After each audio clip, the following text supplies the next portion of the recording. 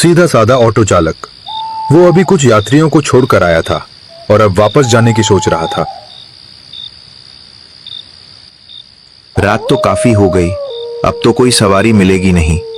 अमावस्या की रात है, जल्दी घर जाना चाहिए। लेकिन दिल में एक छोटी सी आस अभी भी बाकी थी। एक और चक्कर, बस एक आखिरी ट्रेन, ताकि आज की दिहाड़ी अच्छी हो जाए। तभी दूर से एक हॉर्न सुनाई देता है। लगता है आज रात का आखिरी ट्रेन आ रहा है। चलो, इसमें अगर कोई सवारी मिल जाए तो कमाई थोड़ी सर पर हो जाएगी।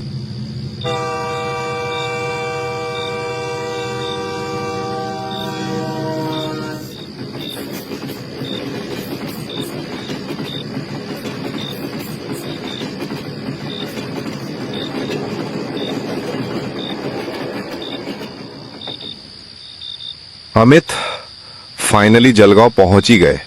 अब देख, 8 बजने वाले हैं। कोई सवारी मिलेगी क्या, या फिर आज की रात स्टेशन पर ही काटनी पड़ेगी? चल, थोड़ा आगे चलकर देखते हैं। अगर कुछ मिल गया तो ठीक है, नहीं तो फिर यही रात गुजारनी पड़ेगी।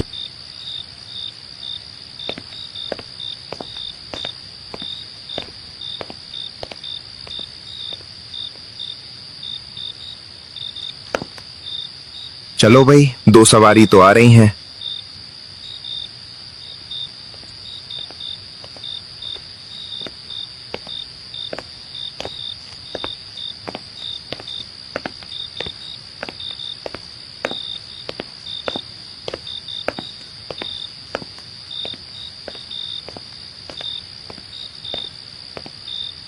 नमस्ते भैया, किधर जाना है?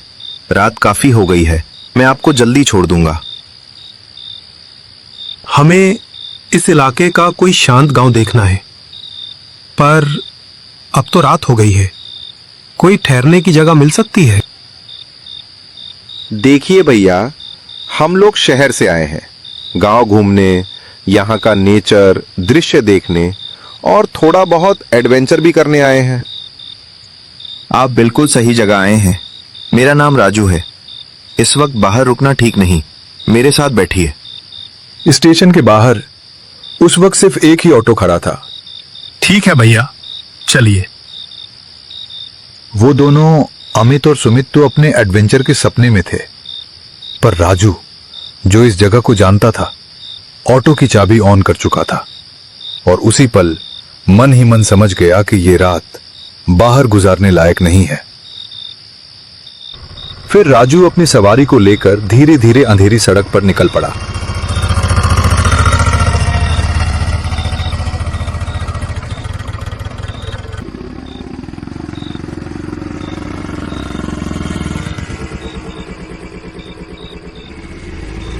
राजू भैया, यहाँ पर रहने के लिए कोई होटल वगैरह मिलेगा? नहीं, होटल तो नहीं मिलेगा यहाँ। अरे आप चिंता मत करो, आज रात आप दोनों मेरे घर रुकिए। मेरे घर में एक कमरा है, आप मेरे मेहमान होंगे। ये रात बाहर बिताने लायक नहीं है। ये तो बहुत अच्छी बात है राजू भाई, हम आपकी इस मदद के लिए धन्यवाद करते हैं। अरे भाई, इसमें धन्यवाद कैसा, बस जल्दी घर पहुंच जाएं। अमावस की रात में अंधेरा और भी गहरा हो जाता है। रात के 7:30 बजने वाले थे। तब तक अमित और सुमित राजू के घर पहुंच गए थे। घर के बाहर में बैठकर तीनों चाय पी रहे थे और आपस में बातें कर रहे थे। अमित, सुमित, एक बात ध्यान से सुनो। आज अमावस्या की रात है। हमारे बड़े बुजुर्ग कहते हैं कि इस रात में कुछ बुरी शक्तियां बहुत ज्यादा सक्रिय हो जाती हैं। अरे राजू भाई, अब आप भी अजीब अजीब बातें करने लगे, हमें मत डराइए। राजू भाई, रास्ते में आप एक पुराने महल की बात कर रहे थे, सच बताइए, वो जगह सच में उतनी ही डरावनी है क्या? गांव में कहते हैं कि यहां से थोड़ा सा दूर एक पुराना सुनसान महल है। कहते हैं उसी महल में एक प्यासी प्रेतनी रहती है, जो हर शाम अपनी चीखों के साथ महल की दीवारों में भटकती है और शाम ढलते ही उस महल के आसपास तुम्हें एक भी इंसान नजर नहीं आएगा, क्योंकि लोग डरते हैं बहुत ज्यादा डरते हैं। एक बार गांव के ही एक आदमी ने हिम्मत तो दिखाई पर गलती कर बैठा। वो महल के अंदर चला गया और अगले ही दिन वो महल के बगल वाले शमशान में पड़ा मिला। उसके बाद से अब तो लोग दिन दिन में भी उस महल के आसपास जाने से घबराते हैं, मानो उस जगह के ऊपर खौफ की मोटी चादर हमेशा हमेशा के लिए तानी हो। अच्छा, तब तक आप लोग चाय पीजिए, मैं रात का खाना बना लेता हूं।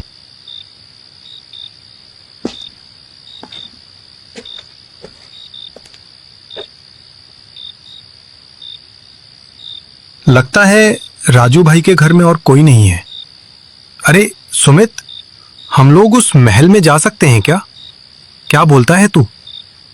लेकिन अमित, राजू भाई ने अभी जो बोला सुनकर थोड़ा डर भी लग रहा है। क्या सुमित, अभी से डर गया क्या? चलना, हम दोनों मिलकर राजू भैया को मना लेंगे। जाना तो पड़ेगा ही, आखिर देखना भी है कि वहां है क्या। कुछ देर बाद राजू भाई ने हमें खाने के लिए बुलाया और हम सब खाने बैठ गए। तभी मैंने पूछा, राजू भाई, इतना सारा खाना बना दिया, इसके लिए आपको बहुत बहुत धन्यवाद। वैसे आपके पिताजी और माताजी कहाँ हैं?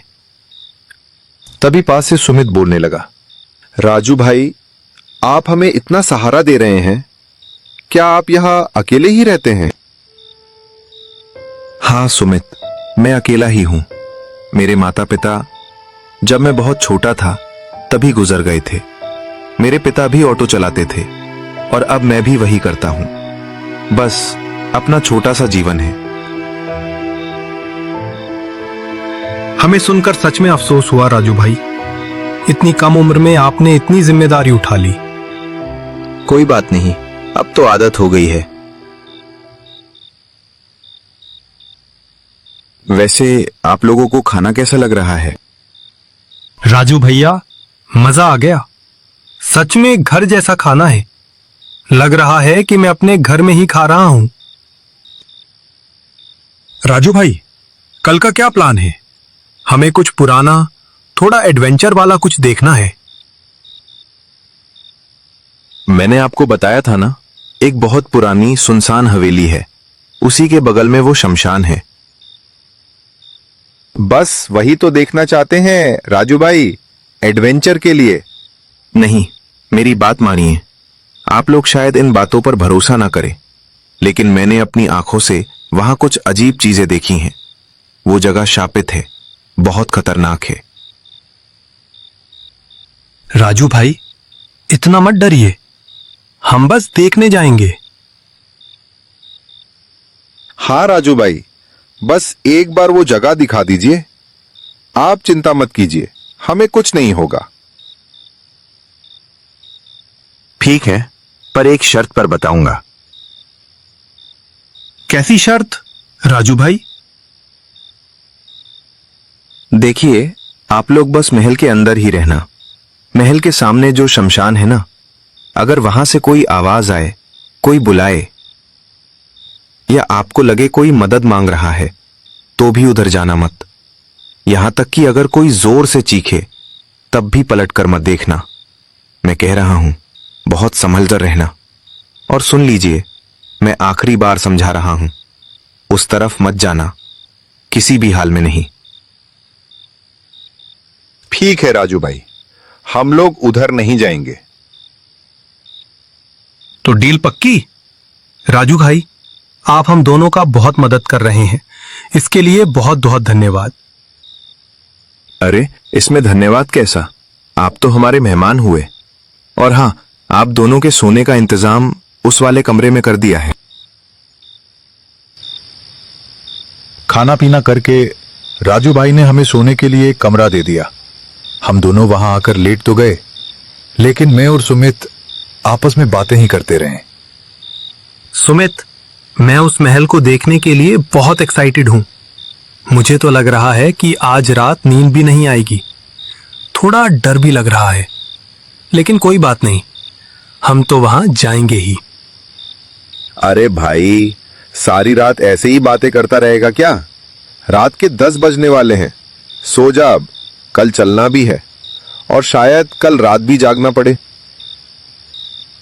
दोनों यूं ही बातें करते करते धीरे धीरे गहरी नींद में सो गए।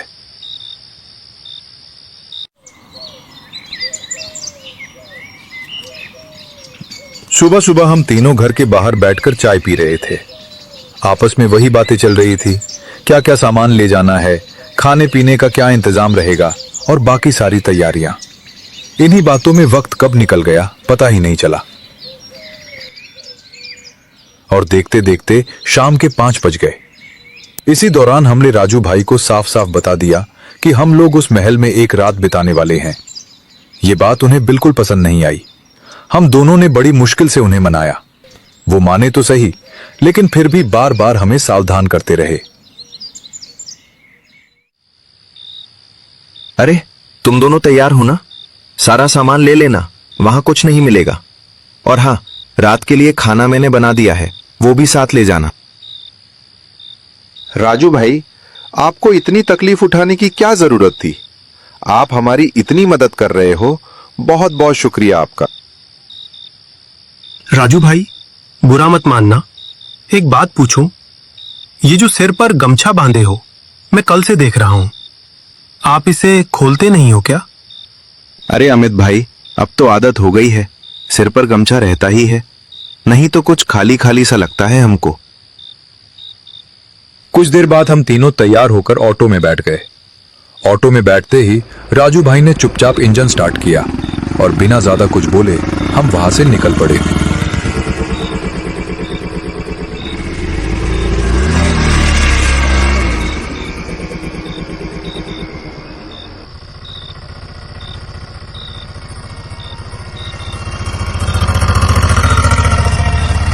रास्ते में माहौल अजीब सा होने लगा था। सड़कें सुनसान होती जा रही थी और थोड़ी दूर जाने के बाद ऑटो महल के आसपास के इलाके में पहुंच गया। राजू भाई, हम आ गए क्या? लेकिन यहां पर तो महल दिखाई नहीं दे रहा है।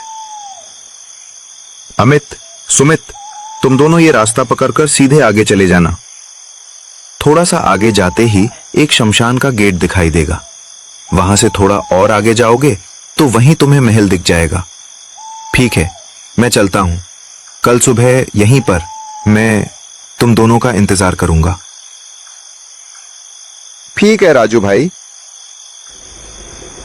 राजू भाई हमें वहीं छोड़कर वापस लौट गए। दोनों तरफ जंगल था, अंधेरी रात थी, डर भी लग रहा था और कुछ ऐसे पक्षियों की आवाजें गूंज रही थी जो माहौल को और भी डरावना बना रही थी। धीरे धीरे राजू भाई का ऑटो हमारी आंखों से ओझल हो गया।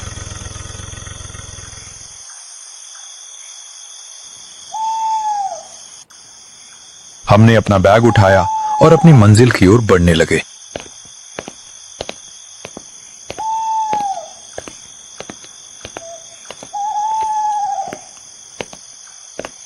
कुछ दूर चलने के बाद हम दोनों शमशान के गेट तक पहुंच चुके थे। रात तो थी, लेकिन चलने में ज्यादा दिक्कत नहीं हो रही थी क्योंकि चांद की रोशनी में रास्ता साफ साफ दिखाई दे रहा था। सुमित, चांद की रोशनी की वजह से रात में भी सब कुछ साफ दिखाई दे रहा है, इसलिए अभी टॉर्च जलाने की जरूरत नहीं पड़ेगी। जरूरत हुई तो बाद में जला लेंगे। अरे अमित, यहां कितना सन्नाटा है। सच कहूं तो अब थोड़ा सा डर लगने लगा है। बात तो तेरी सही है, पर इस शमशान के गेट के पास खड़े रहने से अच्छा है चल महल की तरफ चलते हैं। वैसे भी राजू भाई ने कहा था शमशान पार होते वक्त जल्दी निकल जाना, इधर रुकना मत।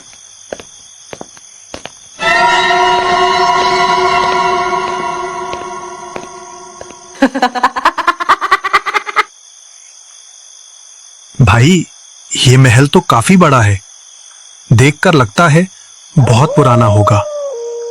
महल तो सच में काफी पुराना लग रहा है। लगता है कभी किसी जमींदार का रहा होगा। चल भाई, अब महल की तरफ ही बढ़ते हैं।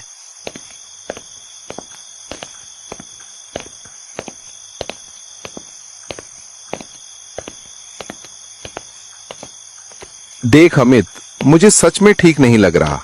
राजू भाई की बात माननी चाहिए थी। तू चाहे जितना बोले, मैं तेरे साथ रात को शमशान की तरफ एडवेंचर करने नहीं जाने वाला। अगर जाना ही है तो तू अकेले चला जाना। अरे यार, इतना क्यों डर रहा है तू? चल ना, पहले महल की तरफ तो चले। बातों बातों में हमें पता ही नहीं चला कि कब हम उस विशाल महल के ठीक सामने आ खड़े हुए। अजीब बात थी, महल का गेट पहले से ही खुला हुआ था, मानो कोई हमारा ही इंतजार कर रहा हो। खैर, अंदर जाने में हमें कोई दिक्कत नहीं हुई। महल के अंदर कदम रखते ही हम जगह तलाशने लगे, पर नीचे के कमरे वो बहुत ज्यादा खराब और बदहाल थे, वहां रुकना मुमकिन ही नहीं था। फिर हमारी नजर ऊपर की तरफ गई, जहां अंधेरे में और भी कई कमरे कतार में दिखे। हम सीढ़ियां चढ़कर ऊपर आ गए, क्योंकि यहां का ये एक कमरा बाकी हिस्सों से थोड़ा बेहतर और रहने लायक लग रहा था। हमने अपना सामान रखा, थोड़ी साफ सफाई की और हम दोनों वहीं बैठकर समय बिताने लगे। ऐसा करते करते कब रात के 8 बज गए पता ही नहीं चला। यार अमित, भूख लग गई है, चल खाना खा लेते हैं। रात के 8 भी बज गए। हम दोनों ने खाना निकाला और खाकर वहीं आराम से चादर बिछाकर लेट गए। पूरे दिन घूमने की वजह से पैर हाथ बुरी तरह दुख रहे थे। हमें कब नींद आ गई पता ही नहीं चला।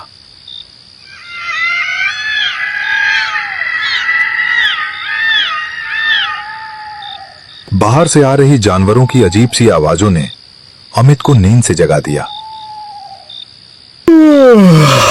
अरे, एक बार नींद टूट गई तो अब नींद आएगी नहीं। चलो, थोड़ा इधर उधर ही घूम लेता हूं। और ये सुमित पूरा गहरी नींद में डूबा पड़ा है।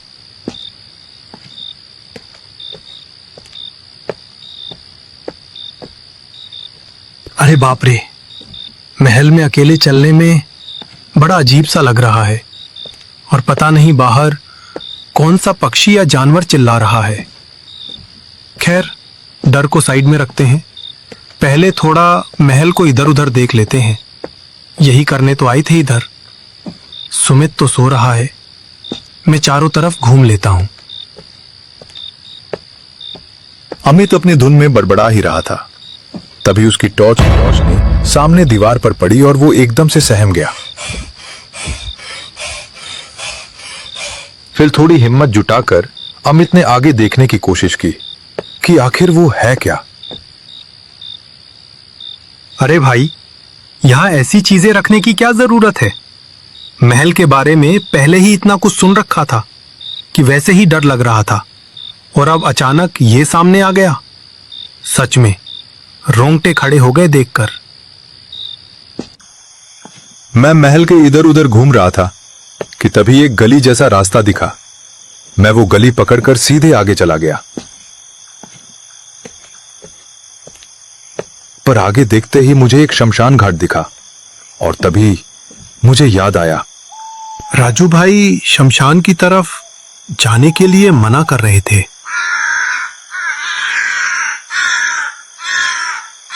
थोड़ा दूर आगे बढ़ने के बाद अरे, वहां कौन खड़ा है सफेद कपड़ा पहनकर?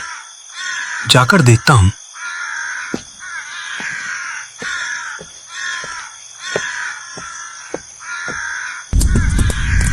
ये क्या? यहां भी किसी ने लकड़ी की ऐसी चीज बनाकर रख दी है डराने के लिए।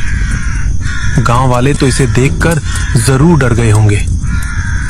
जैसे ही अमित उसके बिल्कुल सामने जाकर चेहरा देखने की कोशिश करता है, वो डर के मारे वही बेहोश होकर गिर पड़ता है। और उसी पल एक अजीब सी किसी बूढ़ी औरत की हंसी और चीख पूरे महल में गूंज उठती है।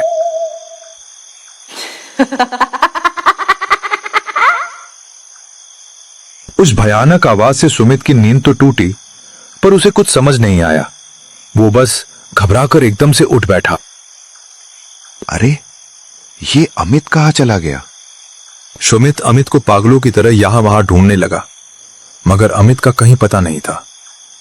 तभी अचानक शमशान के सन्नाटे को चीरती हुई अमित की आवाज सुनाई दी। सुमित, मैं इधर हूं। अरे, ये तो अमित की आवाज है। शायद उस तरफ से आई है। जाकर देखता हूं। पक्का ये उसी की चाल है मुझे डराने की। ये कभी नहीं सुधरेगा। यहां पड़े बड़े क्या कर रहा है? मुझे पता है तू नाटक कर रहा है मुझे डराने के लिए। देख, इस वक्त इस जगह पर ऐसा नाटक करना सही नहीं है। चल यहां से जल्दी। और वैसे भी राजू भाई ने इधर आने के लिए मना किया था। काफी देर बोलने पर भी जब कोई जवाब नहीं मिला तो सुमित की घबराहट बढ़ गई। उसे एहसास हो गया था कि यहां कुछ तो गलत हुआ है। अमित, अमित, उठ! तुझे क्या हुआ है? सुमित अभी अमित को झकझोर कर उठाने की कोशिश कर ही रहा था कि तभी अचानक किसी ने पीछे से उसके कंधे पर हाथ रखा। सुमित झटके से पीछे मुड़ा और जो उसने देखा, उसकी आंखें फटी की फटी रह गईं, मुंह खुला का खुला रह गया। उसके ठीक सामने एक बेहद भयानक और खौफनाक चेहरा था। उस भयावह मंजर को देखकर सुमित का पूरा शरीर दहशत से बर्फ की तरह ठंडा पड़ गया। उसके पैरों से जैसे जान ही निकल गई और वो वहीं धड़ाम से नीचे गिर पड़ा। अगली सुबह राजू अपना ऑटो लेकर ठीक वहीं खड़ा था जहां वो अमित और सुमित को छोड़कर गया था। वो वहीं खड़ा होकर दोनों का इंतजार कर रहा था। अरे, ये लोग इतनी देर क्यों कर रहे हैं? मैंने तो इन्हें टाइम भी बता दिया था। चलो, थोड़ी देर और इंतजार कर लेता हूं। काफी देर हो गई लेकिन वो दोनों वापस नहीं आए। अब राजू को समझ आ गया था कि पक्का कुछ न कुछ गड़बड़ जरूर है। उसने बिना देर किए गांव के 2-3 लोगों को मदद के लिए बुलाया और फिर कुछ ही देर बाद राजू उन दोनों को ढूंढकर वापस घर ले आया। कुछ देर बाद अमित और सुमित दोनों को होश आया। मैंने तुम दोनों को पहले ही मना किया था, लेकिन तुमने मेरी बात नहीं मानी। देखो अमित और सुमित भाई, बुरा मत मानना। जिस जगह के बारे में ठीक से जानकारी ना हो वहां यूं ही मत चले जाया करो। वहां बहुत कुछ हो सकता है और जान का भी खतरा पड़ सकता है। राजू भाई, हमें माफ कर दीजिए। हमने आपकी बात नहीं मानी। आगे से ऐसा कभी नहीं होगा। हम वादा करते हैं